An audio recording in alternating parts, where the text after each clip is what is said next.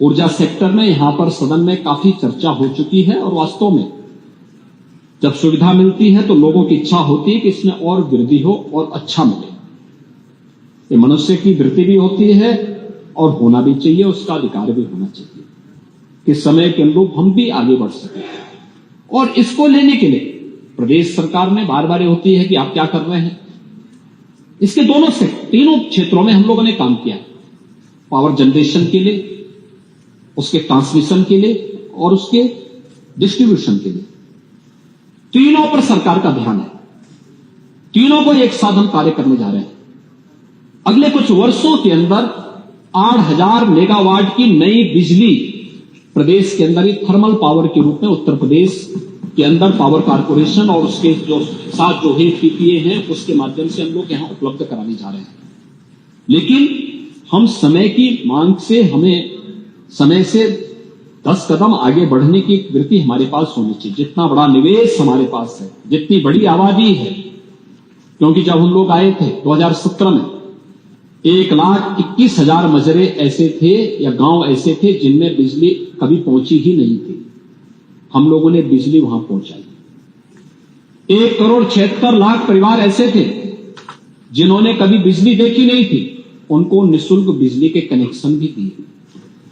14 लाख से अधिक किसान ऐसे थे जिनके ट्यूबवेल के कनेक्शन तो थे, बिजली भी आती थी, लेकिन बिजली के बिल वे नहीं पे कर पा रहे थे। हमने अप्रैल 2023 से सरकारी ट्यूबवेल के साथ साथ निजी ट्यूबवेल के जो कनेक्शन उस समय दिए गए थे, इनके लिए धनराशि का प्रावधान करके उसके बिल को माफ कर दिया है और सबको एक व्यवस्था कर दी है कि वहां से कोई बिजली नहीं देगा। हाँ, पिछला जो बकाया है उसके लिए ओटीएस की स्कीम विभाग लेके आएगा और मैं चाहूंगा कि लोग उसको अगर दे देंगे तो हमें अच्छा होगा कि इन ट्यूबवेल को हम सोलर पैनल के साथ जोड़ देंगे तो परमानेंट उनको बिजली की एक व्यवस्था, उनके लिए एक मैकेनिज्म बन जाएगा। और अगर वहां बन जाएगा तो शेष अन्य जगह ट्यूबवेल के कनेक्शन देने के लिए हम लोग आगे कार्यक्रम बढ़ा पाएंगे। बहुत सारी चीजें यहां पर आई, जैसे सरयू नहर राष्ट्रीय परियोजना। मानी जी, आप जानते हैं ये योजना 1972-73 में बनी थी। 72-73 में बनने के बाद ये योजना कभी पूरी नहीं हो पाई।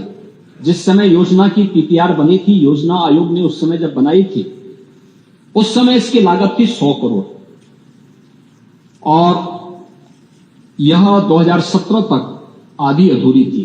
एक भी बूंद पानी कहीं नहीं जाता था। इस योजना पर हम लोगों ने मिशन मोड पर काम किया, लैंड एक्वायर किया और लैंड एक्वायर हमने चटबंदी की प्रक्रिया को इंतजार किए बगैर लैंड एक्वायर किया, उसकी धनराशि दी, प्रधानमंत्री जी से बातचीत की, प्रधानमंत्री जी ने प्रधानमंत्री कृषि सिंचाई योजना के माध्यम से इसमें धनराशि उपलब्ध करवाई।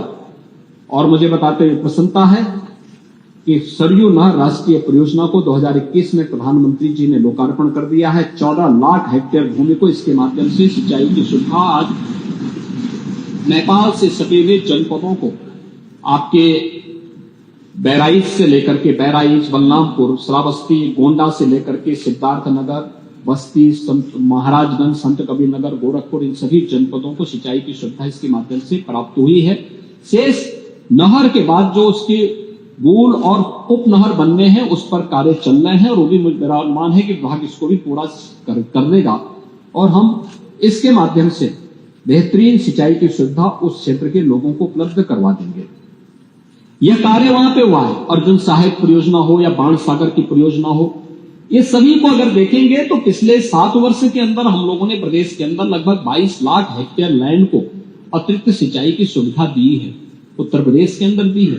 ट्यूबवेल के कनेक्शन को हम लोगों ने, ट्यूबवेल के जो कनेक्शन पहले से चल रहे थे उनको फ्री किया, फ्री में बिजली उपलब्ध करवा रहे हैं और मुझे लगता है हमें वहां उसके सोलर पैनल लगाने की दिशा में तेजी के साथ आगे बढ़ना चाहिए। 60,000 से अधिक अब तक हम लोगों ने सोलर पैनल उपलब्ध करवाए हैं किसानों को, जिन किसानों के द्वारा ट्यूबवेल की सुविधा जहां उपलब्ध नहीं हो रही थी उसको भी ये सुविधा उपलब्ध करा रहे हैं और इसमें बहुत सारे कार्य बढ़कर किए गए हैं।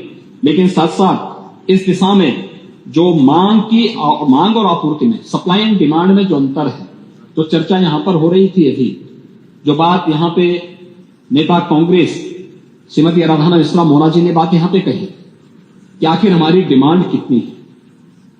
यानी यह आज तो 1 अगस्त में हम आए हैं, हम कल ही देख रहे थे, कल ही हमारी समीक्षा चल रही थी इस मुद्दे को लेकर के। 2016 में प्रदेश के अंदर जो पीक डिमांड होती थी वो 16,000 मेगावाट की होती थी। इस समय उत्तर प्रदेश के अंदर डिमांड कितनी चल रही है? 31,000 से लेकर 32,000 मेगावाट की, और तब भी हम लोग इसकी सप्लाई कर रहे हैं, तब भी पावर कारपोरेशन इसकी सप्लाई कर रहा है। कारण था, पहले इंफ्रास्ट्रक्चर नहीं था, पहले गांवों में बिजली नहीं थी, पहले उद्योग नहीं थे, पहले ट्यूबवेल के कनेक्शन नहीं दिए जा रहे थे, पहले लोग और किसान भी इन सबसे वंचित था।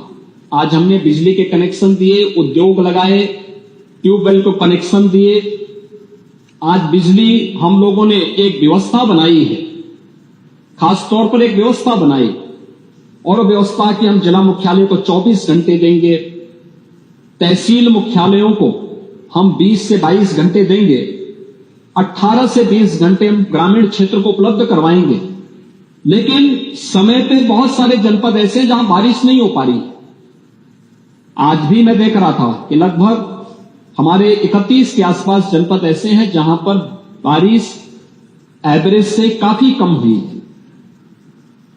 पावर के लिए, हाइड्रो पावर आपके लिए है, आपके पास है, तो आपको उसके लिए पानी भी चाहिए। पानी आएगा तो पानी, साफ सुथरा पानी भी दिखना चाहिए, और उससे थोड़ी समस्या जरूर आई है। लेकिन मेरा यह मानना है कि हम इसको भी, पावर कारपोरेशन को सरकार संबल दे रही है। आज हम लोग अकेले पावर कारपोरेशन में जो पैसा खर्च कर रहे हैं, मुझे लगता है एक बहुत बड़ी राशि, 46,000 करोड़ रुपए हम उनको सब्सिडी के रूप में देते हैं। 46,000 करोड़ रुपए, याद करिए, अगर हम इस पैसे को बचा पाए, ये पैसा अगर प्रदेश के इंफ्रास्ट्रक्चर में लगे, प्रदेश के विकास में लगे, इसके रिजल्ट कुछ और आएंगे। लेकिन आज की आवश्यकता है, और उसके अनुरूप फिर भी सरकार इसको देने का कार्य कर रही है। इस पर हम आगे कर रहे हैं, और इसीलिए 2,000 करोड़ रुपए की व्यवस्था हमने इस बार भी बजट पावर की, इस सप्लीमेंट्री डिमांड में भी हम लोगों ने 2,000 करोड़ रुपए पावर कारपोरेशन को उपलब्ध करवाए हैं, जिससे वह अनवरत बिजली की आपूर्ति प्रदेश के नागरिकों को दे सके। जहां तक प्रश्न है कि ट्रांसफार्मर बदलने के लिए हम लोगों ने विभाग से भी कहा, विभाग के द्वारा हर एक डिस्कॉम को इसके लिए जवाबदेही बनाया जा रहा है कि टोल फ्री नंबर 1912 को एक्टिव रखें, प्रॉपर रिस्पॉन्स होना चाहिए, हर एक फीडर की जवाबदेही तय होनी चाहिए, और इस पर कार्य हो रहे हैं। क्योंकि यह एक संक्रमण काल है, इंफ्रास्ट्रक्चर में चेंज किया जा रहा है, काफी स्ट्रेंथनिंग की कार्रवाई हो रही है।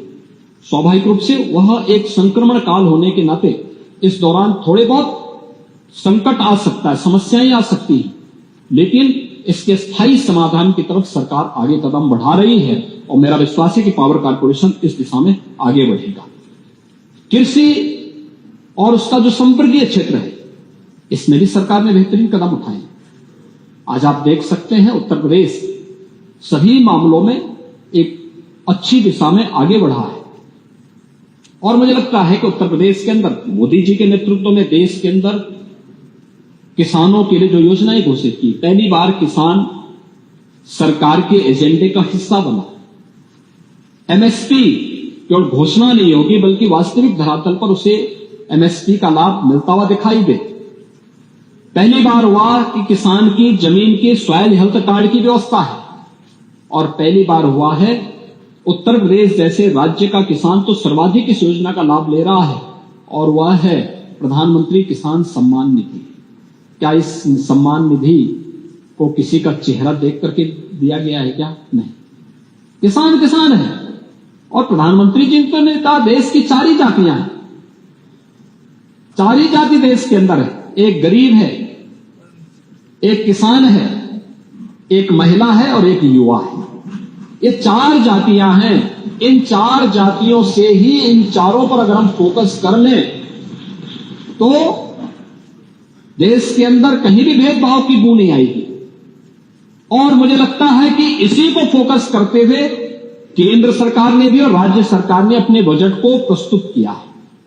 ये 4 के उत्थान के लिए, उनके जीवन में खुशहाली लाने के लिए सरकार के जो प्रयास प्रारंभ हुए हैं, कृषि सेक्टर अपने अन्नदाता किसानों के जीवन में परिवर्तन का माध्यम बना है।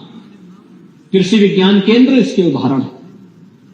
याद करिए 2016 में भारत सरकार उत्तर प्रदेश को 20 कृषि विज्ञान केंद्र देना चाहती थी, तत्कालीन सरकार ने नहीं लिया। 15-16 में देना चाहते थे, नहीं लिया। 17 में सरकार बनी, हमारे कृषि मंत्री मेरे पास आए कि 20 कृषि विज्ञान केंद्र मिल रहा है। मैंने कहा तत्काल झटके से ले लो, इसमें देर नहीं करनी चाहिए। वे गए, 20 के 20 कृषि विज्ञान केंद्र आए। फिर मैंने कहा एक बार थोड़ा कृषि विज्ञान केंद्रों का विजिट तो करें, थोड़ा रिपोर्ट तो दें क्या स्थिति है। तो उन्होंने कहा बहुत खराब स्थिति। मैंने कहा इसको कैसे ठीक होगा। उन्होंने कहा नहीं, हम ठीक करते हैं। और आज मैं कह सकता हूं कि हर कृषि विज्ञान केंद्र नियमित अपनी रिपोर्ट विश्वविद्यालयों को देता है और विश्वविद्यालय अपनी रिपोर्ट शासन को उपलब्ध करवाता है। वहां ट्रेनिंग हो रही है, किसानों की ट्रेनिंग हो रही है, डेमोस्ट्रेशन हो रहे हैं, कैसे बेहतरीन बीज और बीज उनको उपलब्ध हो सकते हैं, कैसे अच्छी क्वालिटी कैसे हो सकती है, कैसे समय पर हम कौन सी किस्म कहां पे बोए, इसके बारे में भी दी जा रही है। और वहां पे अच्छी लेबोरेटरी के माध्यम से हम लोग किसानों के उत्पाद की जांच भी कर पा रहे हैं और सर्टिफिकेशन की कार्रवाई को भी आगे बढ़ाने में सफलता प्राप्त हो रही है। एक अच्छी दिशा में आगे बढ़ा है। हम लोगों ने प्रदेश के अंदर 7 वर्षों में दलहन उत्पादन में 36% और तिलहन उत्पादन में 127% की वृद्धि उत्तर प्रदेश के अंदर हुई है। फसल के विविधीकरण की दिशा में आगे बढ़े हैं। एग्रोटेक पॉलिसी के माध्यम से हम लोगों ने दलहन और तिलहन के साथ साथ श्री अन्न फसलों को भी प्रदेश के अंदर बढ़ावा दिया है। जो हम पहले मोटा अनाज बोलते थे और गांव में कोई गरीब उस अनाज को खाता था, लोग हंसते थे। आज दुनिया उसके पीछे भाग रही है, कह रही साहब अगर जीवित रहना तो इसको खाओ। ये श्री अन्न के रूप में प्रधानमंत्री जी ने उसके महत्व को समझाया। और आज आप देखते होंगे किसी भी बड़े होटल में या समारोह में आप चले जाइए, एक डिश आपको श्री अन्न की जरूर वहां पर मिलेगी। 75 जनपदों में डिजिटल क्रॉप सर्वे के माध्यम से फसल उत्पादन के आकलन करने वाला उत्तर प्रदेश पहला राज्य है देश के अंदर। हम लोगों ने प्रदेश के अंदर 9,45,000 किसानों को जोड़ते हुए 3,406 एफपीओस का गठन भी प्रदेश के अंदर हुआ है।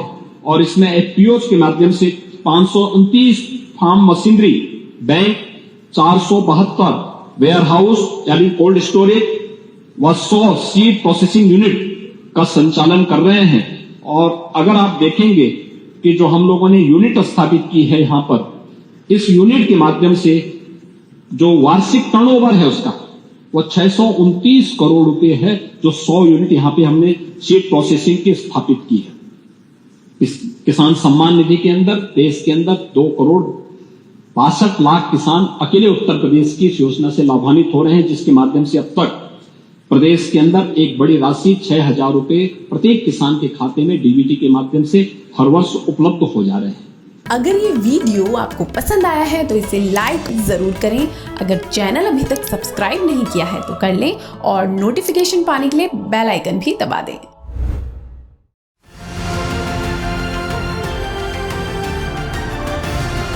किसान तक खाना है तो उगाना है, किसान तक खाना है तो उगाना है, किसान तक खाना है तो उगाना है, किसान तक खाना है तो उगाना है, किसान तक खाना है तो उगाना है, किसान तक खाना है तो उगाना है।